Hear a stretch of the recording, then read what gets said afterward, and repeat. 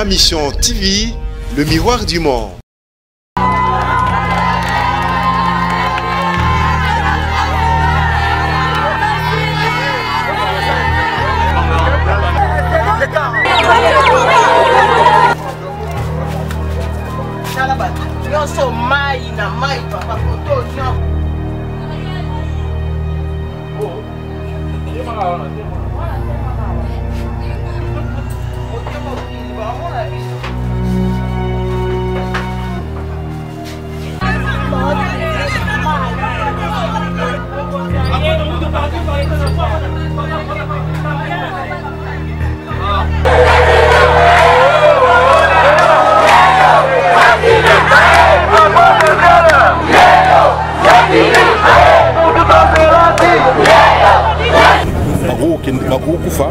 Na bango na ban alors no sengi na bango nyonso ba longwa parce que bambule ko yesu makasi il faut faire attention ba longwa pembeni ya ba rivière pembeni ya ba construction anarchique alors pour la ta l'église que voilà les sous OK tant na mais c'est pas mais il faut que longwa faut que longwa le plus rapidement possible.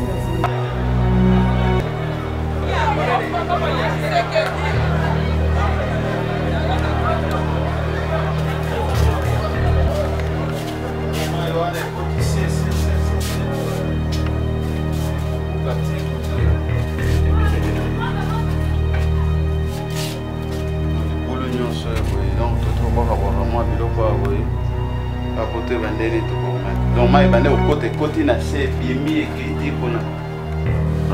Oui, ma belle. Ma belle, c'est qui plaît au béton, les amis, pour le coup de bateau, pour votre soba. Donc, quand c'est que moi, vous connaissez moi, mon cœur, je n'ai soutien à ma chambre. Ma chambre est boucane.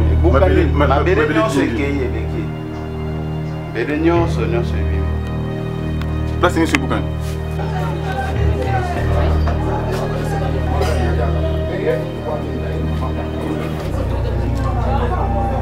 Attends.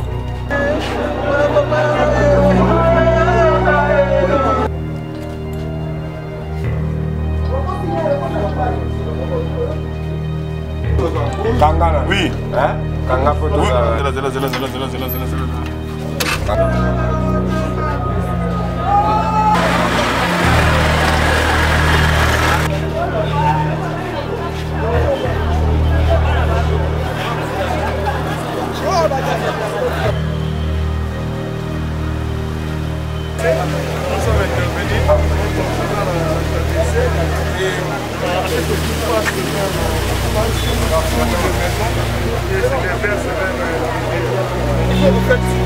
Ça prend.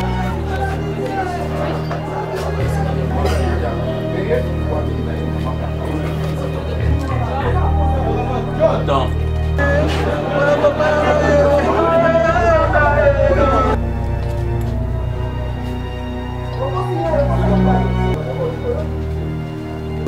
Kangana. Oui. Hein? Kanga photo.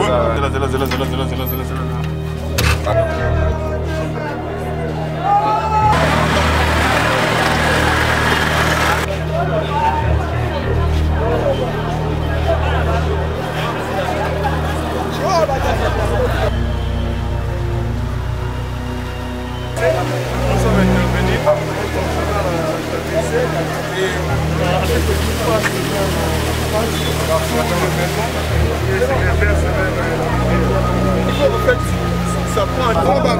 Aux Anabana, c'est pas le moment à Rwanda.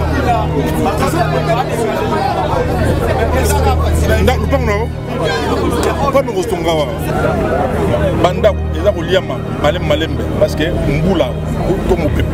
Souveyé, ils ont bousculé, ils ont quitté Banda.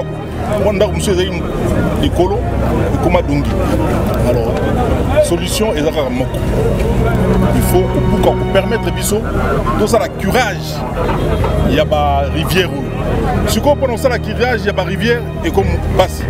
Parce que les gens qui ont des tracteurs, moi, il y a des rivières. Et du nouveau à Kinshasa, le complexe hôtelier Tremplin Royal sous Kanamasolo.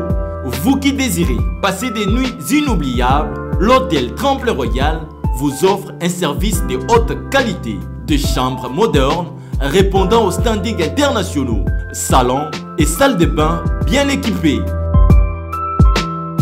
Votre sécurité est assurée, les portes électroniques et même un coffre-fort dans la chambre.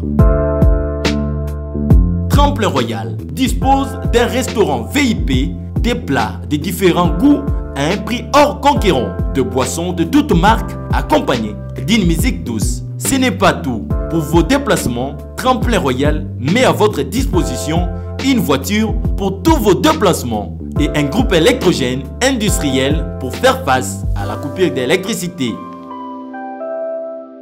Pour vos cérémonies de mariage, de collations, spectacles et autres événements, Tremplin Royal met à votre disposition une salle de fête de 300 places avec un décor de couleurs selon votre choix.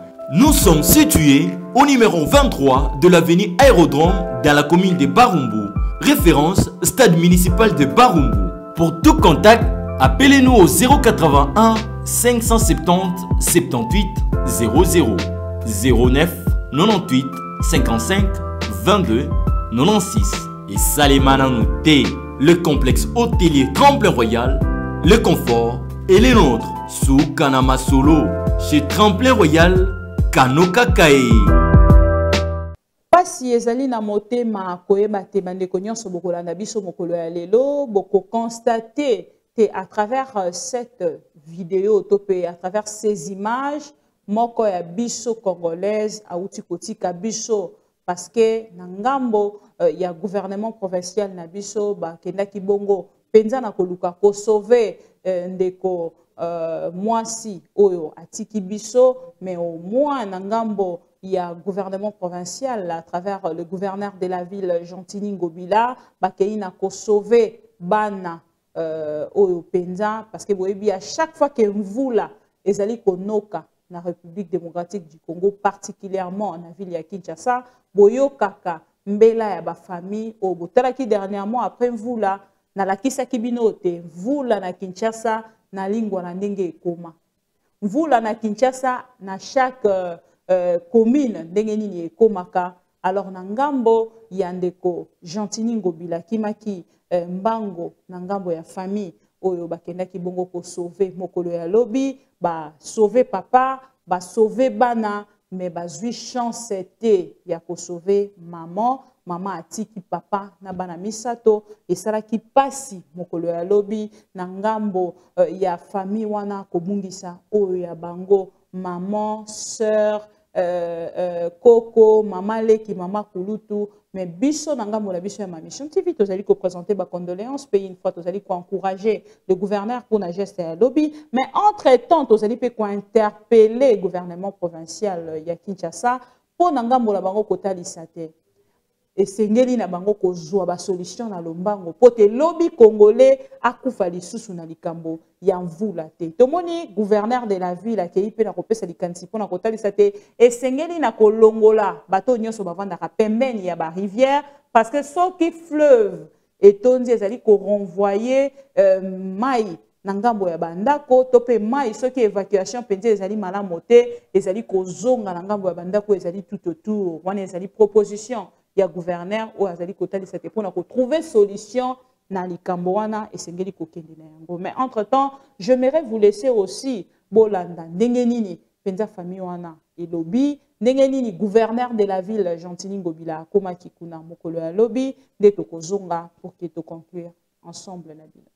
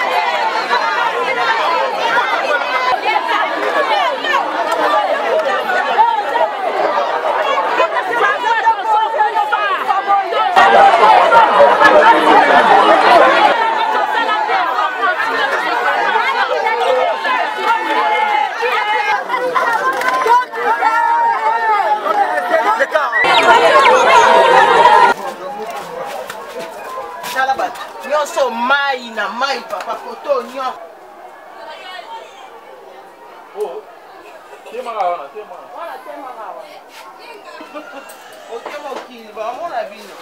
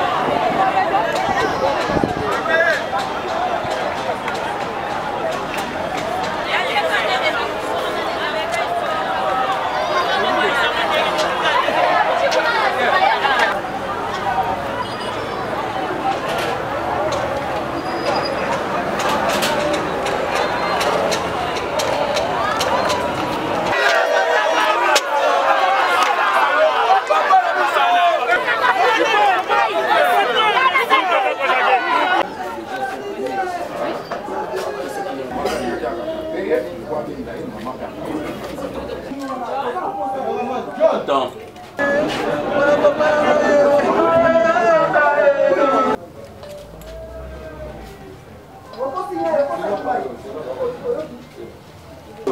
Kangana. Oui. Hein? Kanga poto. Oui.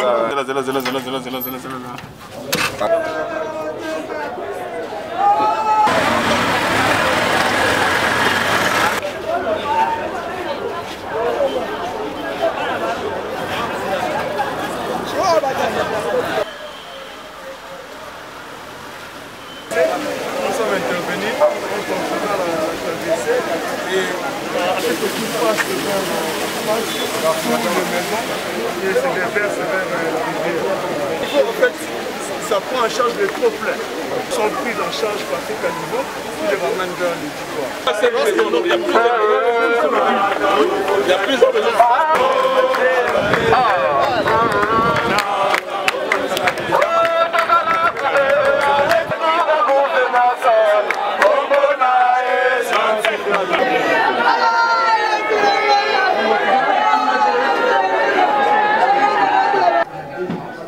Des jumelles de 4 mois. La première jumelle a été sur la seconde. Elle passe pas ici.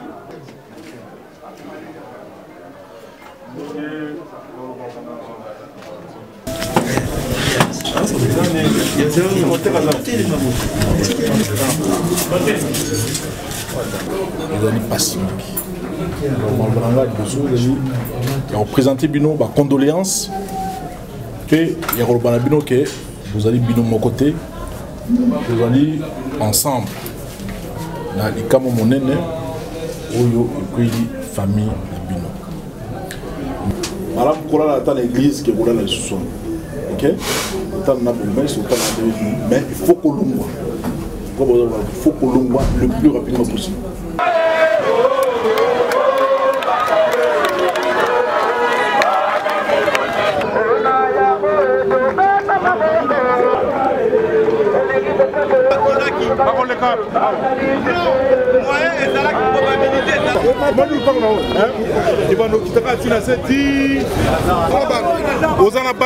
C'est pas le moment de revendre.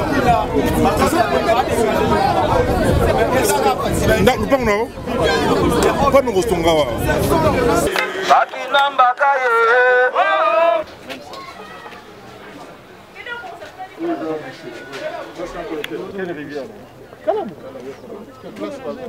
Bougez, bougez.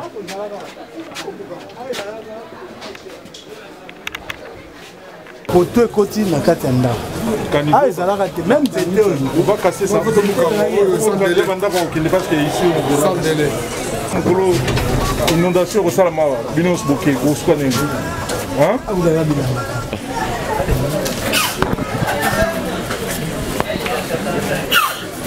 C'est un constat assez désagréable dans la mesure où, ici dans la commune de Lemba, d'ailleurs à la limite des frontières avec celle d'Engaba, les gens ont construit de façon anarchique. Ils ont construit sur le lit majeur de la rivière Kalamou. Ils ont également construit sur les avaloirs, les caniveaux et les collecteurs d'eau qui au fait sont des exutoires pour amener les eaux usées vers la rivière Kalamou. Alors qu'est-ce qui s'est passé réellement ici à Lemba? Nous sommes dans la commune de Lemba. C'est que la maison dans laquelle vivait la maman qui a connu la mort était construite sur un collecteur d'eau.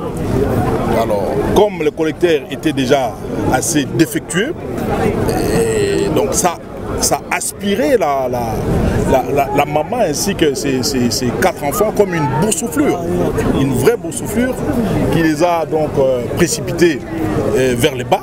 Et heureusement, grâce à la famille, aux gens de bonne volonté, grâce aux voisins, au bon voisinage, on peut ainsi dire, qu'on a pu sauver les 4 enfants.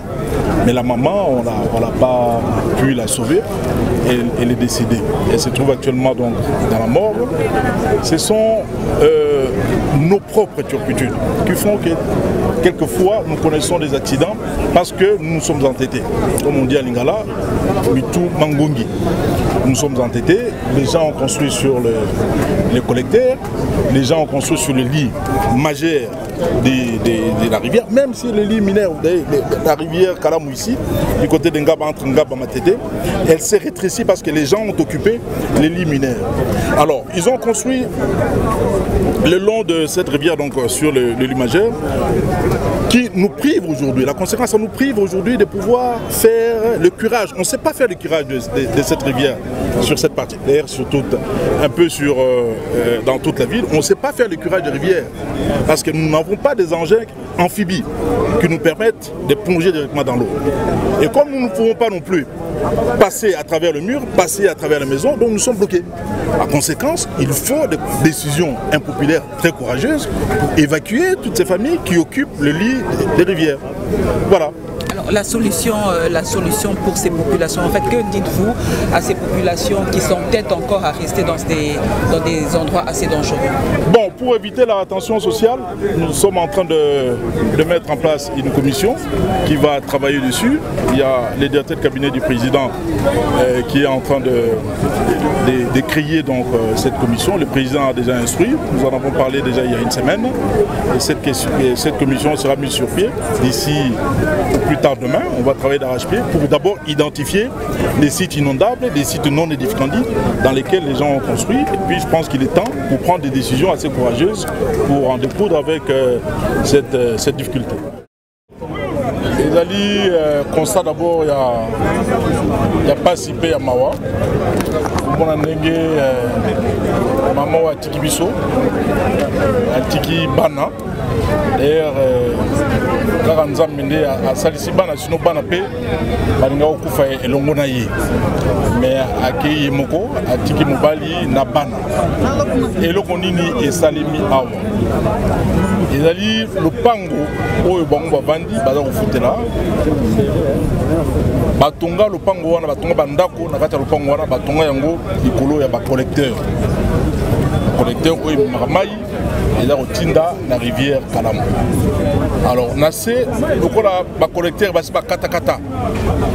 La tinda la construction de Bango. Maman est là au Bimati, Moukoumsousou, et Panzindaku, et Bendi, maman na bana, na se andako. Na maman na bana bango kufa Moukoumoko, mais Nzambe, Nzamamawa, Azu Mama, Tiki Bana. Alors, bandako nyonso ils ont un quartier mingi, environ une quarantaine de maisons. Batongi yango likolo ya ba caniveau, batongi yango likolo ya ba collecteur, likolo ya ba exutoire oyo mai na rivière Kalamu. On n'appelle pas la rivière Kalamu. Rivière Kalamu et ça comme matalikolo. Parce que la salité, surtout les sachets, les sachets bazo boka nanzela, parce que bois qui sachet nanzela, et ce qu'on nanzela, so mai et mai amboulé et même les sachets wana nakati ya rivière, ma rivière et ça kotonda, lit mineur, et ça qui nassé et mati à plus de 5-6 mètres. Alors maïs, il y a mboula souayé, alors maïs koyo et là au côté la bateau, la banda. Alors biso moko bozo bao toza ko sala. Toza quand on so comment dit sachet au bois qui nanzela et suka nanzela. Non seulement ko bebi sanzela, so isanga na mabele. Ko bebi sanzela, ko le boyo sala, boyo cha makadam. Makadam mwana moye simbezate. Soki au bois qui yango kota lopango na yo.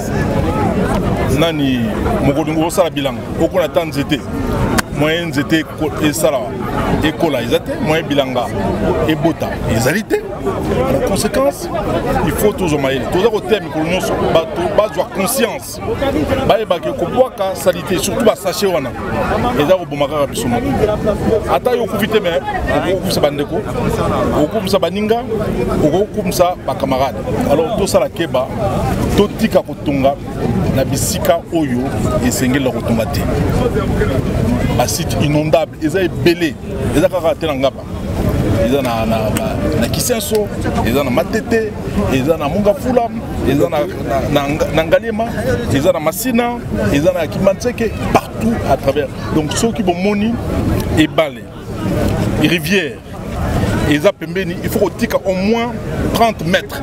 Sima, ou bani ko tonga banda ko na mais a bisika nyonso boso banda ko zarite et ce que ba ko sa bilanga moi pépinière moi ba jardin ba to ça mais sikoyo depuis 1980 89 allez batwaye batongi banda ko batata mais ndako wana ezande ko somba liwa na mosolo o musi mbongo na yo otongi ndako ndako wana eza likolo ya ba caniveau likolo ya ba avaloir likolo ya ba collecteur ya mai tango bandako eza koliama malembe parce que mbula to mopepe sobo ye eza ko bousculer eza ko kitsa bandako ndako musu eza likolo ekoma dongi alors solution eza ka moko il faut ko permettre biso tout ça la curage ya ba rivière si ko pendant ça la curage ya ba rivière et comme passe ba engin autoza nango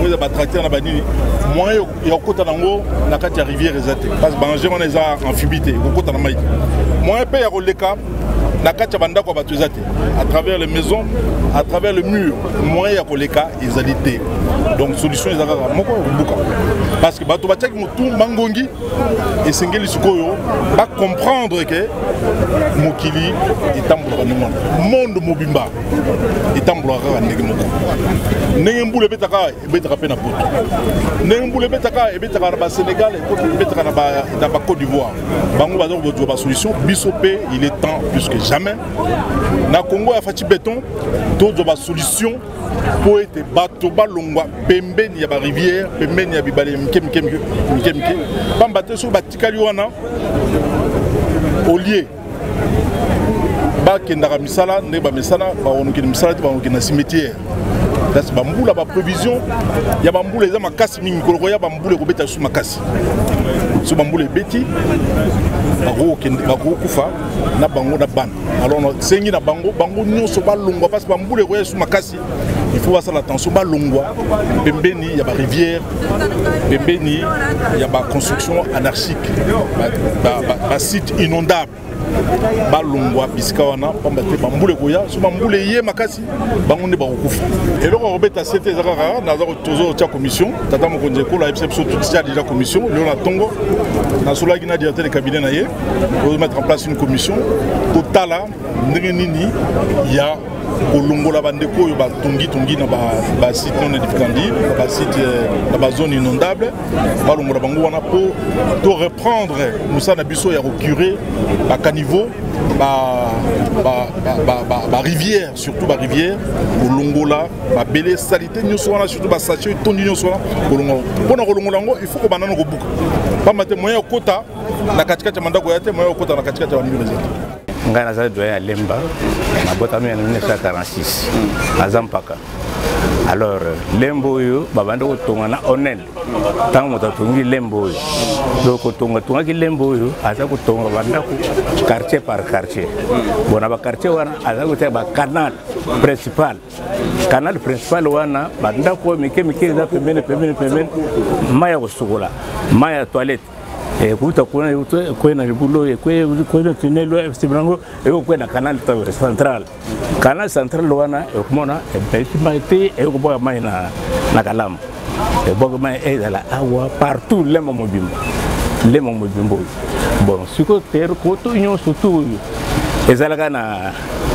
badako te zaka ba jardin koto nyo so zaka ba jardin le but ba jardin zaki wapi ni bisa ba jardin zaki awa moi liboso moke koto ko bana terrain ya bal koto ko na to zaki batna colonel koto nyoso zaki terrain vide batike pourquoi parce que na ba conséquence modelo yo bama izawe soke mo ne telemi bama ya mbule telemi bama bazolu na belanga bandura banini babiko nyoso to mais lelo biso ko na koso ya biso ya mbongo ko mba terrain ya koteka to teke ba terrain yo to tungi bandako yango na badega zo sara ko ba biluko wana ya kana ba berisi basalaka ba canal wana ba cardivo ya minino wana e boucher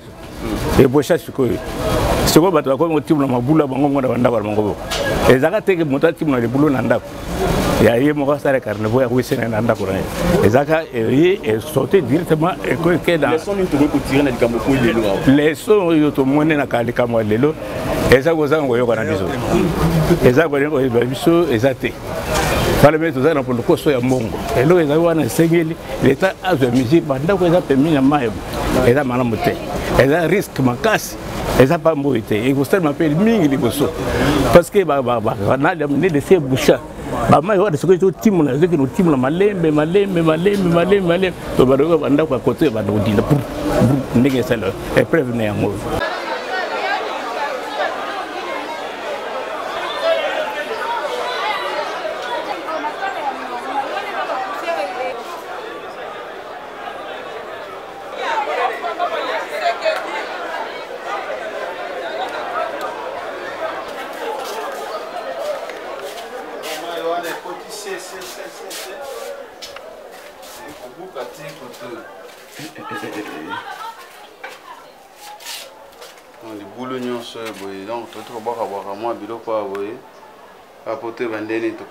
Donc, moi, je suis côté c'est bimi et qui kuna.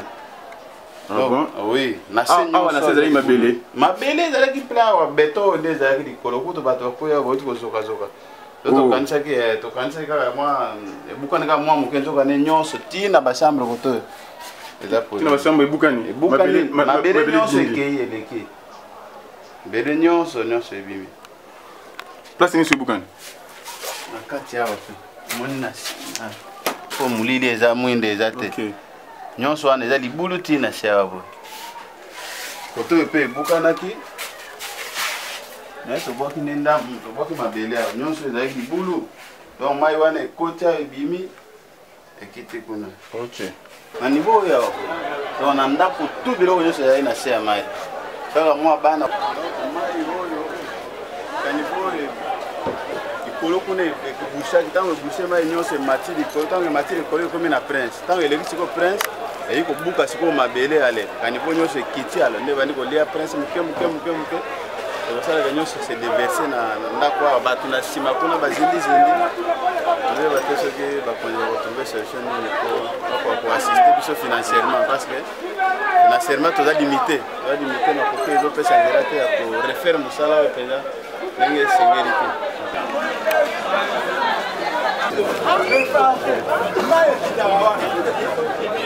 Topesi bino merci parce que bozala ki wana kolanda biso bolandi gouverneur de la ville Gentini Ngobila ndenge nini akitaki na terrain mokolo ya lobi mpona komeka bongo koporte lisungi na bandeko oyo bazwaki bongo risque ya monene na mvula ya mokolo ya lobi. Topesi merci na bandeko oyo balandaka biso de partout pe baportaka un plus na bango na ba prière na ba contribution financière ba oyo pe baportaka ba conseil ba oyo pe babengaka biso pona kopesa biso ba sujet to pe pona kopesa contribution moko na moko ya moto nyonso apesaka. Topesi merci na Volding Tuka yo azalaki na sima ya caméra en même temps machine. Merci beaucoup à Fiston, merci na bandeko nyonso oyo pe ba travailler ki équipe technique ya ngambo ya Hôtel de Ville. Merci na bandeko nyonso ndenge bolandi biso tokutani mbala sima soki souci ezali kozanga te kotika message na ngambo ya ma mission TV Le Miroir du Monde.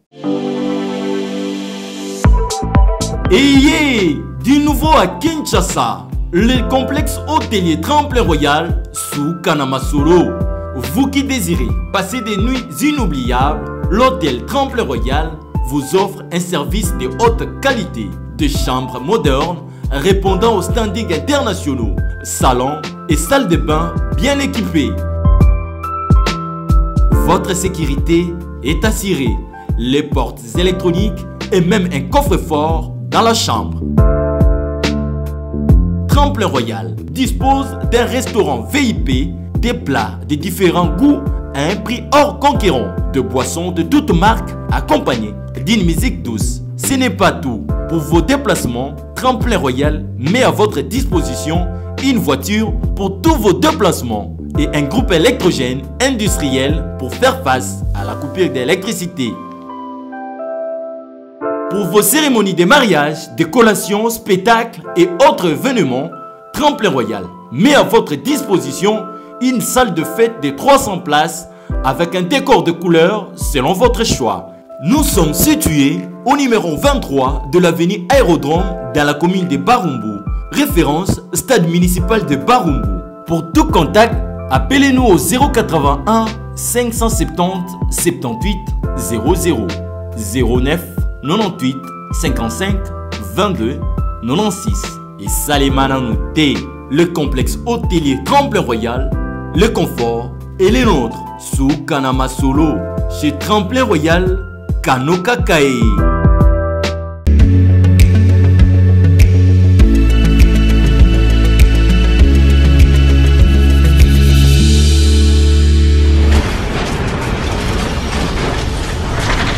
Ma mission TV, le miroir du monde.